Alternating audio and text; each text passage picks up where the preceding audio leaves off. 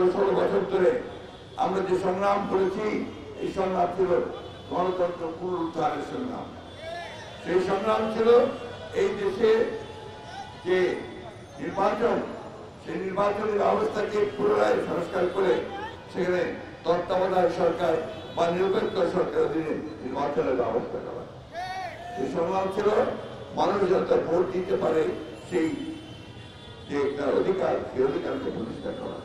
একই সঙ্গে দেশের মধ্যে অন্যায় অবিচার সমস্ত প্রতিষ্ঠানগুলোকে ভেঙে দেওয়া, ন্যায় বিচার প্রতিষ্ঠা করা, একই সঙ্গে অর্থনীতিকে আবার চালু করা, সচল করা, এই সবগুলো ছিল আমাদের আন্দোলনের মুখ্য উদ্দেশ্য। চক্রান্ত এখনো শেষ হয়নি, চক্রান্ত চলছে।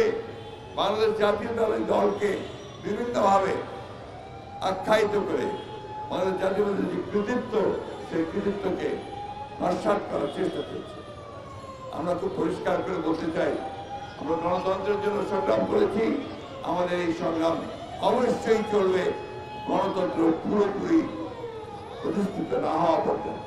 যে জঞ্জাল আওয়ামী লীগ দিয়ে গেছে, সেই জঞ্জালগুলোকে কিছুদিন সাফ করতে হবে, সময় লাগবে।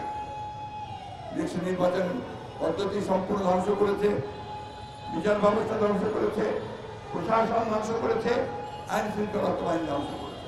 সুতরাং একটা অবাধ সুষ্ঠু নিরপেক্ষ নির্বাচনের জন্য এই প্রতিষ্ঠানগুলোকে আবারও নতুন করে সংস্কার করতে হবে।